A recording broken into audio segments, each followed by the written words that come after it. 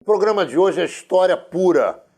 Nós vamos entrevistar hoje um veterano fuzileiro naval que serviu ao exército francês livre durante a Segunda Guerra Mundial. O nome dele é André Akiva Levy, ou Akiba, não importa.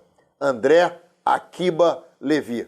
E nós temos aqui a honra de apresentar esse judeu francês, nascido na Argélia, com família vinda do Marrocos, hoje com muitas condecorações, inclusive 2 condecorações que ele ganhou aqui no Brasil, e ele só tem 91 anos de idade, continua produtivo, trabalhando, e para nós vai ser uma alegria enorme conversar com ele. Tudo bem com você, meu querido Tudo bem. André Akiva Levy? Tudo bem. Como é que você se sente no Brasil, meu amigo? Muito bem, normalmente bem. Menorá na TV entrando no ar mais uma vez. Estamos dando início, então, ao primeiro bloco de Menorá na TV com o veterano fuzileiro naval do Exército Francês Livre, André Akiva Levy, hoje com 91 aninhos de idade, tendo chegado ao Brasil com 22 anos. Ô André Akiva Levy, você vivia numa cidade que é a 4ª cidade da Argélia na sua época, com 60 mil habitantes. Você sabe quantos judeus havia na tua cidade? Eu calculo de judeu, talvez 7, 8 mil. Na cidade. Como era a vida judaica na tua cidade? Normal, uma cidade pequena, mas tinha 4 sinagogas, não é? E bem frequentado, era normal. Até os anos 40, pelo menos, era uma vida completamente normal. Quando você diz até os anos 40, pelo menos, é a partir do momento em que aconteceu a Segunda Guerra Mundial e depois da Segunda Guerra, no início dos anos... No meio dos anos 50, início dos anos 60, houve a tônica da separação da Argélia em relação à França. Eu falo normal, porque a partir dos anos 40, foi o momento que estourou a Segunda Guerra Mundial. Aí, naturalmente, que houve mais restrições. A população sempre é a mesma, mas com restrição. Para toda a população? Era um esforço de guerra? Exatamente. A Argélia não existia ainda quando aconteceu a Segunda Guerra Mundial. O que existia era uma região que era uma possessão francesa. Exatamente, não é? E naturalmente que até os anos 43, quando foi tomada pelos americanos, a vida era mais ou menos mais devagar. Dos anos 40 até os 43 havia menos negócio, menos gente na rua, menos confraternizações, não é? Havia mais uma certa separação. Era clima de guerra, não é? Como é que viviam os judeus, os árabes e os cristãos na tua região? Na época, muito bem.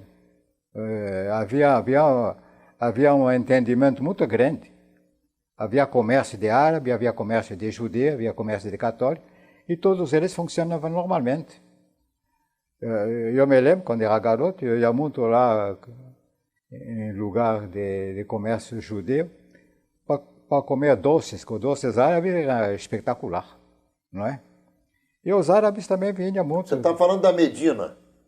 Você fala da Medina, o mercado? A Medina é lá em Casablanca. Sim, mas não tem uma Medina em cada cidade árabe? Não, lá il y avait le village nègre e la ville.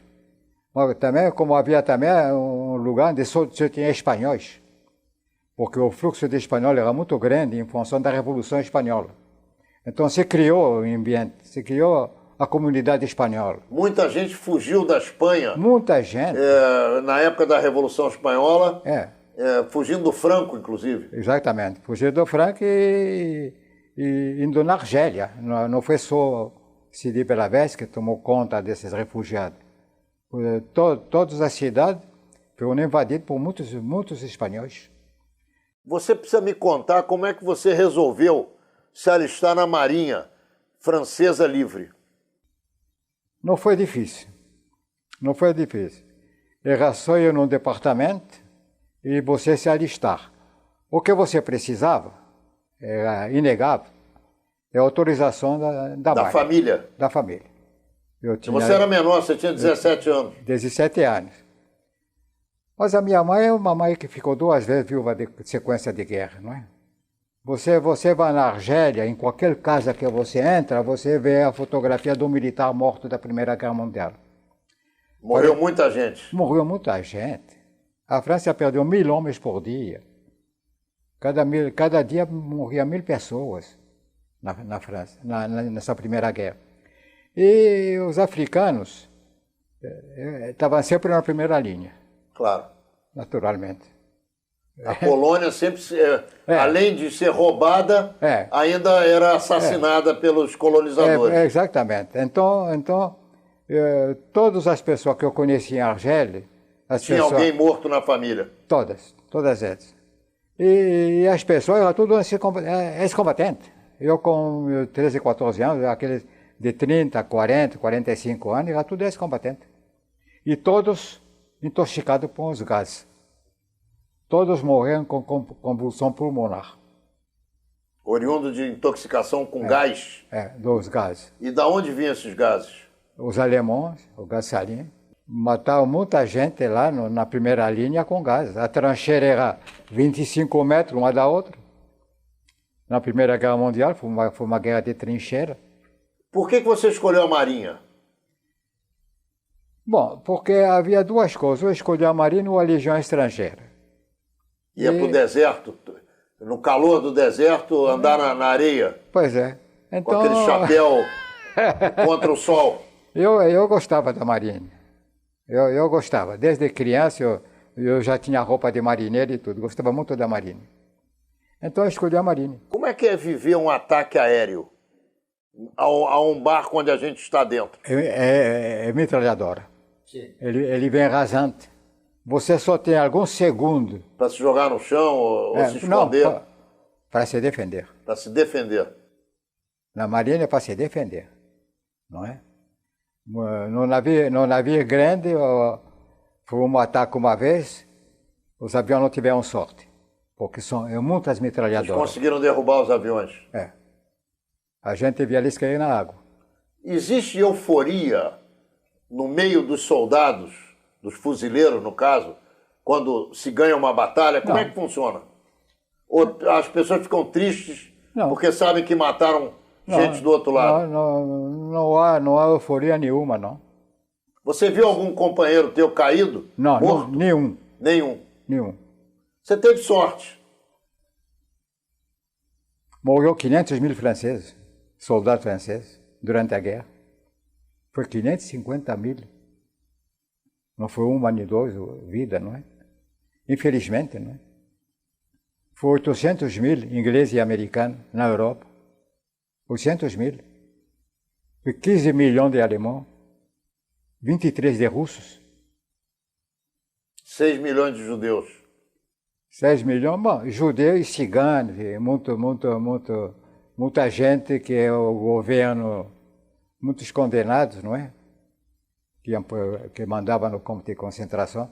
Eu não acredito que seja só judeu, não. Morreram muitos outros também. Mas de judeus, foi a morreram maioria. 6 milhões. Foi a maioria. Teve mais gente que morreu também. Foi a maioria. Aqui, quando a guerra terminou, você sentiu alguma coisa diferente? Ou para você foi tanto faz? Não, assim ou assado, dava no mesmo? A única diferença é que não havia trabalho. Eu, quando fui demobilizado, obrigatoriamente, eu queria ficar na França. Mas eu tive que ir na África. Fui obrigado, aí na minha cidade... Você saiu da Europa, voltou para a África? Voltei para a África. Foi obrigado. E qual era o motivo? Não, nenhum motivo. É a responsabilidade do governo francês, não é? Sim. Como é que você encontrou tua família? Estava bem. Estava bem, porque minha mãe tinha um pequeno comércio, não é? Comércio, e ela conseguiu passar esse tempo. Não, ela conseguiu até um bom dinheiro vendendo as tropas americanas, não é? E o que ela vendia? Ela aumentou um pouco o comércio O dela. que ela vendia? Qual era o negócio dela? Era mais balas, não é? Bala. Balas, chocolate, balas, não é?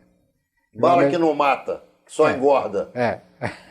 Ela vendia muito disso. E ela fabricava chocolate. Em casa? Ela fazia as balas em casa. Quantos irmãos vocês eram? Era eu, meu irmão e minha irmã. 3. 3, não é? Mas o povo lá tinha muitos filhos, em geral. Em geral. Os judeus é que tinham menos filhos. Não. Eu tinha meus amigos que tinham 5, 6 judeus. 6 filhos. A minha mãe foi 2 casamentos, não é? Foi 2 do primeiro casamento e uma menina do segundo casamento. Você me contou uma história da escola pública que você estudava. Certo. O que aconteceu lá, quando começou a guerra? Em 1941, o diretor da escola chamou a minha mãe, não é? E falou para tirar seus filhos da escola. Ela não entendeu. Não entendeu muito bem, mas a gente saiu da escola. A gente saiu, não é? A minha irmã, a mais jovem, não é? Que tem 9 anos a menos do que eu, minha mãe conseguiu que ela ficasse na escola. Porque a gente era pupilo da nação. Os nossos padrinhos eram a nação. Órfão de guerra, porque consequências foi a guerra, não é? Então ela conseguiu que a minha irmã continuasse na escola, não é? Mas com a mudança de nome. Quer dizer, estava na cara que era o motivo do judaísmo da família. Exatamente. Quantas gerações você teve na Argélia antes de você? Tua mãe, teu avô, teu bisavô? Meu bisavô. Eu tenho foto da minha bisavô. O teu tataravô chegou de Marrocos? Não sei quem. Argélia? Não sei quem. Não sabe quem? Não sei quem. Mas você, até o teu bisavô, você lembra das pessoas? Minha bisavó. Tua bisavó? Minha bisavó. Ele não é? Eu não sei se ela foi que entrou lá, não é? Eu sei que tem... Eu tenho o álbum de família. Eu tenho exatamente tudo o que aconteceu da data onde se tinha fotografia, pelo menos. Você chegava a se comover quando você via, por exemplo, uma cidade pequena, onde você nasceu, a sua cidade, quando você comparou essa cidade, por exemplo, com as grandes cidades europeias? O que você sentia? Nada? Não, porque eu ia muito, a 80 quilômetros, que é a cidade de Oran. É uma cidade, na época, de 250 mil habitantes. Hoje, pode-se considerar, na época, uma cidade grande. Sim, mas não é Paris, por exemplo. Não. Mas não é grandes capitais europeias? Não. Onde é que você esteve na guerra? Em que capitais você andou? Marselha, uma grande cidade. Tem uma no sul da França. Casablanca. Casablanca, no Marrocos. O Brest, no norte da França. Sim, mas não eram cidades enormes? Não. Não tão diferentes da tua? Não, Lyon, eu conheço. Lyon, eu estive a trabalho. Eu tentei trabalhar em Lyon. Muito bem, acabou a guerra. E aí? E aí eu saí de lá e fui para o Marrocos, em Casablanca. Passou um tempo? Eu passei 2 anos. E aí? Fui trabalhando e estudando. Eu trabalhei lá. Bom, você tinha o quê? 21 anos? Não, eu fui lá logo depois da guerra. 19 anos? 19 anos. Então eu trabalhava e estudava. Eu fiz a Politécnica. Eu não estava preparado. Se tivesse feito um concurso para entrar nesse curso, não teria entrado. Eles aceitavam os alunos? Não, sem concurso? Tinha que ter um concurso. Mas por que você não fez? Certamente porque eu era demobilizado naquela época. Foi um privilégio. Um privilégio para quem saiu do exército. Exatamente. Para quem foi à guerra. Exatamente. Estava com 19 anos. Quando eu saí do exército, eu não tinha ainda 19 anos. Entendeu? Eu fiz 5 anos de fevereiro e saí em janeiro. Passou 2 anos no Marrocos e depois? Depois, então, a família estava preparando para vir para o Brasil. Já estava se preparando para vir? Já estava vindo preparado, demorou muito. Tinha alguém aqui? Tinha. Um familiar aqui? Um parente. Sim. Que aconselhava a gente a vir, vem. A minha mãe era Era mais duas irmãs. Uma casou, a minha mãe casou naturalmente. Meus dois avós têm o nome de Isaac Levy. Os dois, dos dois lados. Meu pai e minha Pai e mãe. mãe. O avô é Isaac Levy. A mãe e o pai eram primos, não? Não. Eram famílias diferentes com o mesmo Família sobrenome. diferente, exatamente. E uma tia se casou com um russo, Mikhailovich. Ele estava na Legião Estrangeira, oficial. E ele levou a família, minha tia e os 2 irmãos, meus 2 filhos, para a Rússia, para Odessa, na Rússia.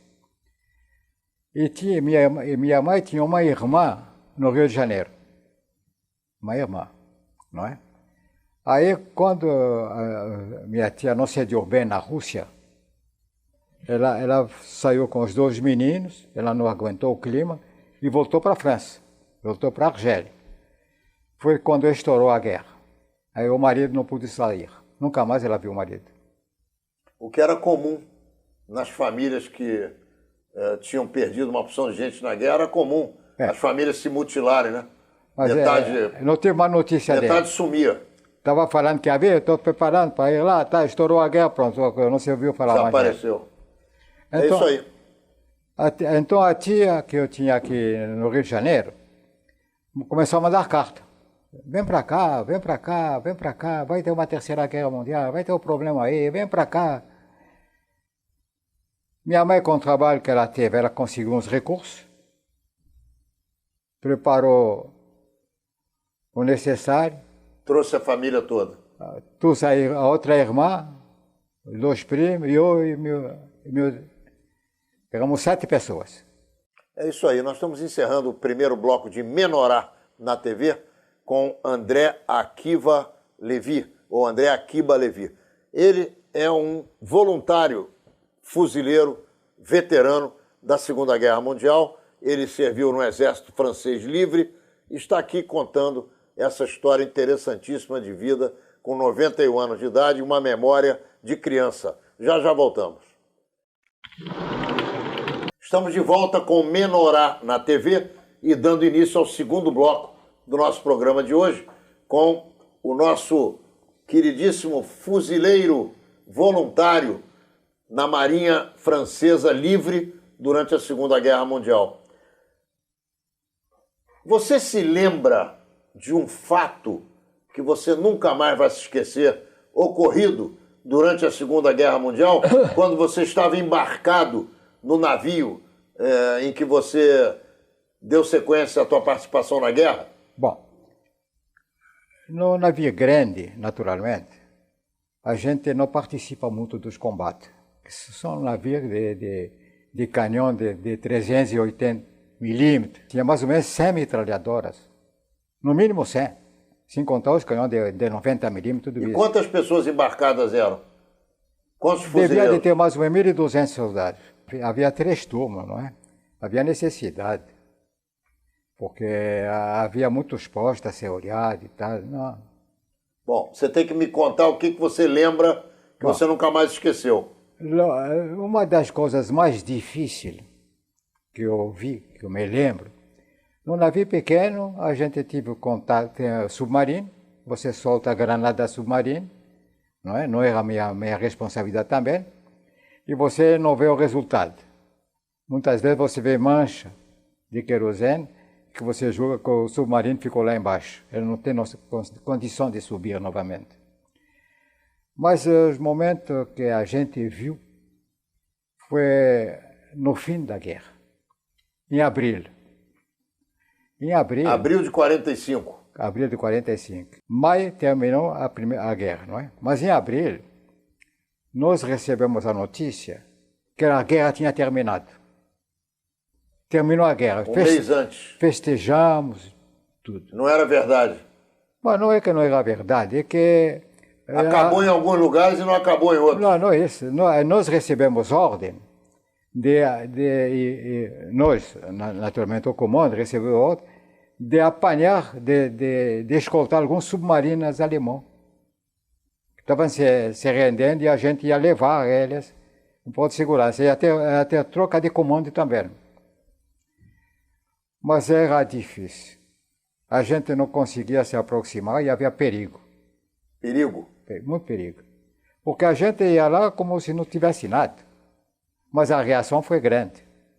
Eles reagiram? Então, a gente não chegamos a ter uns 2 ou 3 submarinos que levamos no lugar em ponto, mas tem um que foi obrigado até de atirar. Então nós ficamos, depois então, 8 de maio, então nós ficamos sabendo o seguinte, que os aliados, para poder discutir os termos da rendição, do armistício, é a rendição. O comando alemão tinha que retirar todos os submarinos do mar. Primeiro, se não retirar, não há acordo. Então o almirante deu ordem de se render. Mas eles ouviam combate, ouviam que bomba na Alemanha, gente morrendo. Então ficaram sem saber o que fazer. Sem saber o que fazer. E esse foi o momento mais difícil para nós. E como é que vocês resolveram isso? Foi um pouco na força, um pouquinho Um pouco na força, um pouco no jeito. Entendeu? Foi a época mais porque você estava vendo o inimigo na tua frente. E conversando com ele, né, no final das contas, de alguma maneira, tendo algum tipo de... Dando ordem no alto-falante, certamente em alemão, dando ordem, o comando dando ordem. O comando dando ordem. A gente está lá esperando que aconteça alguma coisa. Não é? Essa foi a única lembrança que eu tenho, inesquecível. Quer dizer, um momento de tensão. Exatamente. Mais do que quando houve bombardeio. Quando houve bombardeio, você tem bombardeio, acabou, jogou tuas granadas, atirou teus aviões, os aviões caíram, pronto, vai embora. Mas esse aí ficou. É uma situação que não dá para saber o que vai acontecer daqui a pouco. Exatamente. Qual é a tua ideia da época sobre a figura do Hitler? Você tinha algum pensamento sobre esse camarada? Não. Você nem tinha ouvido falar dele? Não, ouviu falar. Já tinha ouvido falar? Ouvi falar, mas um líder qualquer, igual o Stalin. Um líder qualquer, não tinha nada de especial. Nada de especial. Nem para condenar, nem para elogiar. Não é? Naquele tempo, pelo menos, eu, não sei os mais velhos, não é? Eu era jovem na época para poder ter uma noção desses líderes, não é? Qual é a diferença da vida no Brasil para a vida na tua cidade onde você nasceu? O cotidiano é o mesmo praticamente, não é? Quando você... Acordar, tomar café, se vestir, trabalhar, voltar para ver televisão e dormir. Na época não tinha televisão. O que vocês faziam? Ouviam rádio? Bom, eu quando eu nasci, até os 8 anos, eu tinha luz elétrica em casa. Luz elétrica? Sem luz elétrica? Sem luz elétrica, sem energia elétrica na rua. Entendeu? Ela só chegou lá quando eu tinha 11 anos, 10, 11 anos, uma coisa assim. Aí minha mãe comprou um pequeno rádio. Dormiam cedo? Dormiam cedo? Porque não tinha luz? Não, porque a gente lá no verão, por exemplo, o pessoal fica muito na rua. Fica na rua. Botam as cadeiras na porta da casa. Exatamente. Fica todo mundo na rua lá, conversando, tá? Porque no verão não tem jeito. Agora no inverno, mesmo lá onde eu nasci, cai neve. É na África do Norte, mas lá cai neve. Não cai muita neve, mas cai. No final das contas, viver na tua pequena cidade, na Argélia, tem alguma diferença para viver no Brasil? Tem. A grande diferença é no movimento, não é? Nas compras, no movimento, no andar. Aqui, numa cidade grande, é tudo um pouco mais difícil, não é? Na cidade pequena é tudo mais fácil. Eu me lembro que minha mãe disse, vai lá comprar um quilo de açúcar, que era servido em saco. Depois eu pago. Depois, não estava, não. Depois ela pagava. A vida é cidade pequena, não é? Aqui você não pagou, não compra. Não pagou, não leva. E se o cara faz a crédito, você não paga também. É isso aí. Não é? Como é que foi tua vida no Brasil? Você chegou aqui com 21 anos de idade, 22 anos. E aí? A única diferença que eu achei, eu comentava com todo mundo, disse, tia, não tem mulher aqui no Brasil. As meninas não saíam de casa. E aí você comentava com teus amigos que não tinha mulher, e aí o que eles te responderam? Não. Tinha ou não tinha? Os pais não deixam ela sair. Os pais são muito rigorosos com as meninas. E como é que você arrumou uma namorada aqui para casar? Eu frequentava muito bailes. Eu ia muito no baile da Urca também, no Clube do Flamengo, na General Severiano, Botafogo. Entendeu? Eu frequentava muitos clubes, então não foi difícil, não. As condecorações que você tem, 2 delas você recebeu aqui no Brasil. 2. E as outras todas na guerra. É. A França te condecorou pela bravura e pela tua participação na Segunda Guerra Mundial. Qual é a tua relação com os pracinhas brasileiros? Eu estou na sociedade dos ex-combatentes. Eu participo de todos os eventos. Todos os eventos militares, eu participo. Eu vou no Clube Naval, no Clube Naval para almoçar muitas vezes no último sexta-feira, ou no primeiro sexta-feira. Primeira terça-feira do mês. Tem uma confraternização de ex-combatentes. Dos ex-combatentes, exatamente. Cada dia menos, né? É? Cada dia menos ex-combatentes. Natural. Não só a menos, como também o Brasil não preserva a memória. Há problema no Brasil de preservação da memória. A história no Brasil é desconsiderada. É completamente desconsiderada. Não se faz nada.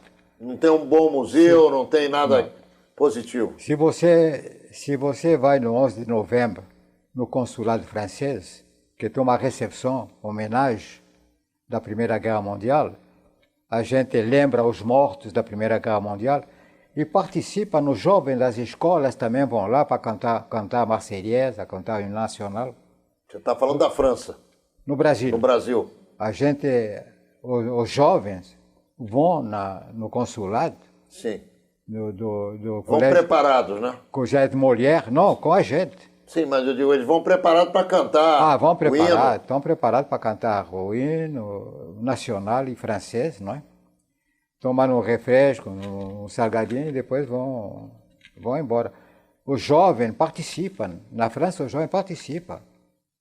Se a gente vê as revistas francesas que falam sobre a Segunda Guerra Mundial e mesmo na Primeira, há eventos nas escolas, há eventos em todos esses lugares para poder preservar. Aqui ninguém lembra de coisa nenhuma. Aqui não existe. Aqui tem um evento só no Parque do Flamengo, no Aterro do Flamengo. Ali no Memorial dos Soldados Desconhecidos. Para poder homenagear os mortos. Sim. 465 mortos brasileiros em combate. Não é? É só isso. Não há mais nada. Houve também... E como memória é só isso. Ou então, na Praça Mauá, a Marinha faz um memorial da Primeira Guerra Mundial, que a Marinha participou.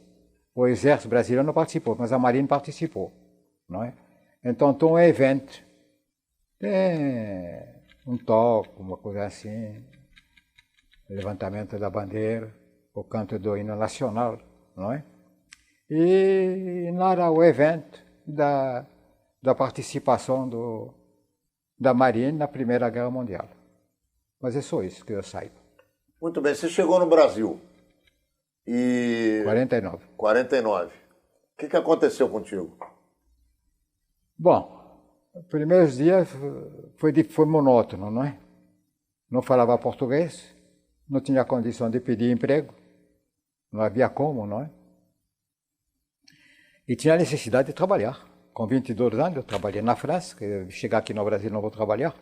Espera um pouquinho que nós vamos encerrar o segundo bloco de Menorá na TV e já A gente começa o terceiro bloco com você contando a tua história aqui no Brasil. Estamos encerrando, então, o segundo bloco de Menorá na TV com o nosso queridíssimo André Akiba Lévy. Ele que é um ex-combatente, fuzileiro voluntário no Exército Francês Livre. Já já voltamos.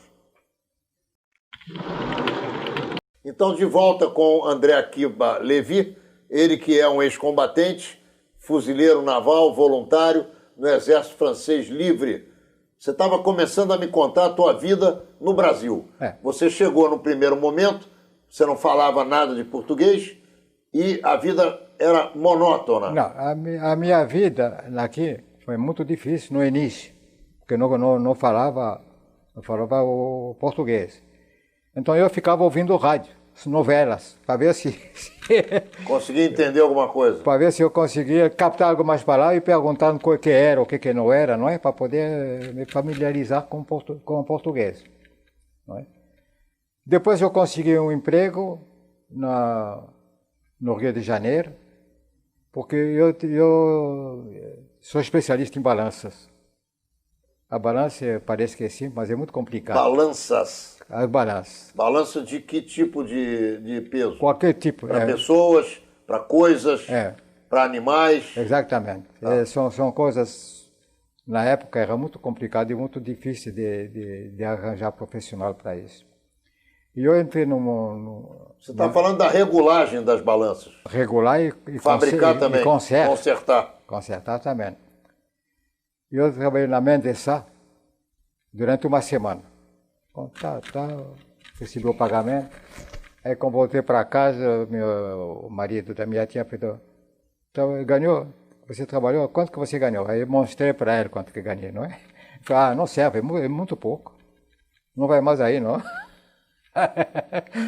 Aí eu fui no consulado, não é? Falar da dificuldade de arranjar um emprego. Então eles botaram no consulado um aviso. E meu primo não entendia nada, mas eu falei, botar 2 técnicos aí que eu vou ajudar ele. Botou um aviso num quadro, 2 técnicos, recém-chegados da França, idade, estão oferecendo seu serviço, técnica mecânica. Aí teve um candidato que apareceu, Antônio Leal, engenheiro de dente, que tinha a fábrica de vagão engenheiro de dente, que estava fechada naquela época. Ele alugou uma parte para montar a sua indústria.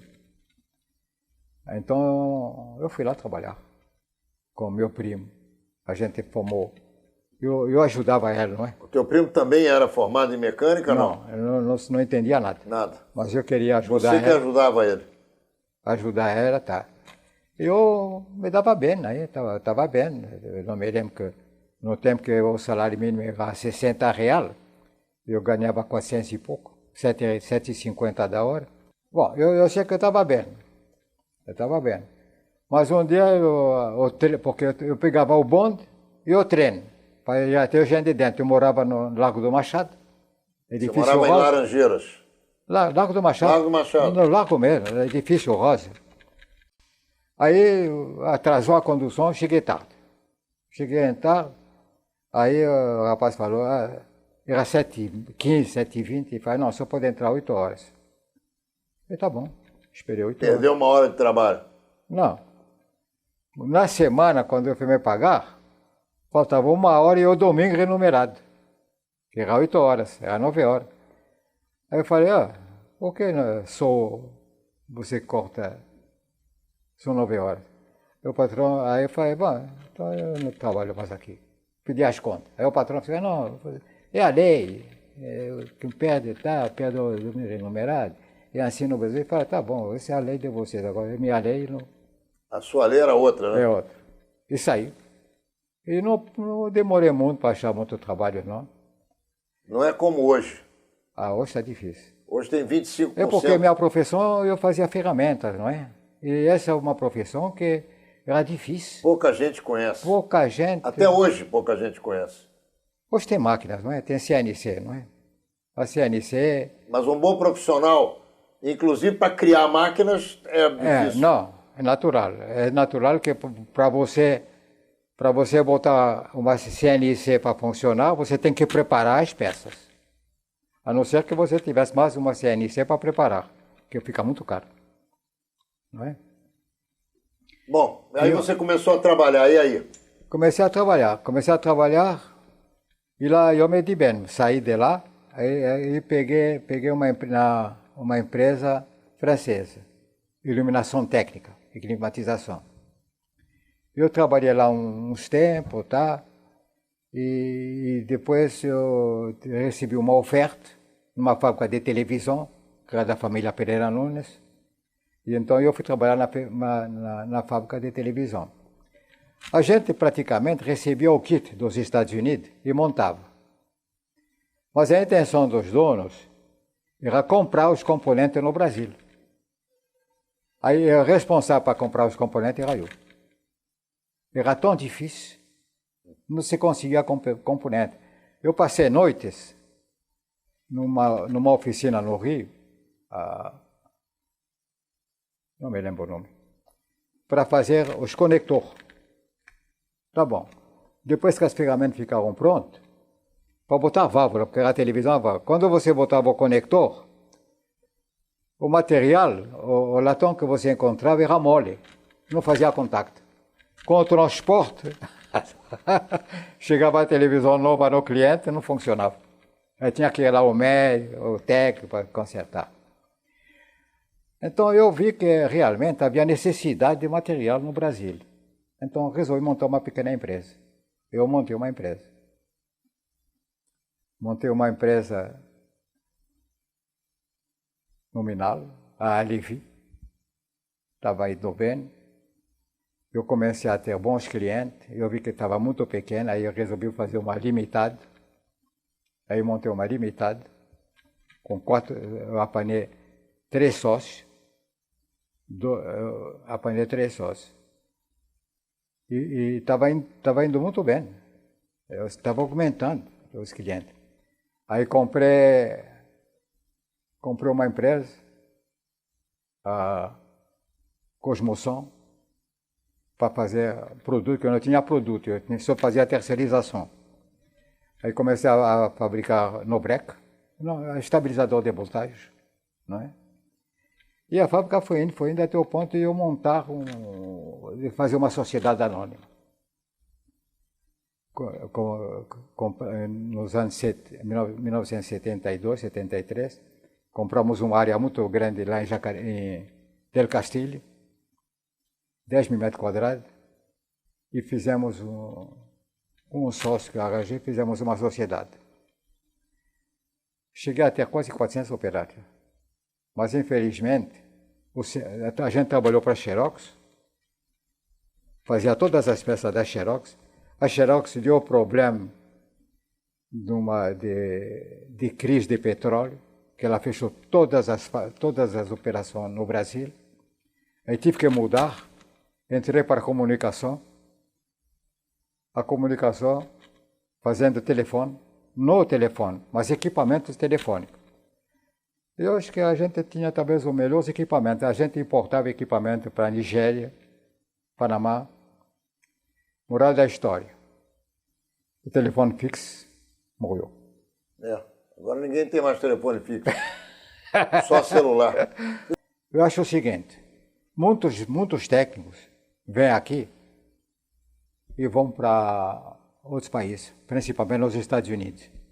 Parece que para eles as possibilidades são maiores. Mas eu acho que aqui não teve dificuldade em nada. Eu fui operário, fui patrão, eu tive minhas empresas, eu tinha minha vida boa.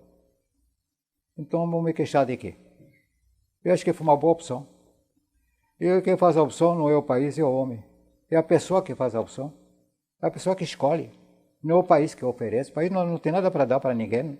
Você vê muita diferença entre o povo que você tem hoje, o povo brasileiro, em relação ao povo que você conheceu na África, no teu país onde você nasceu e também na Europa?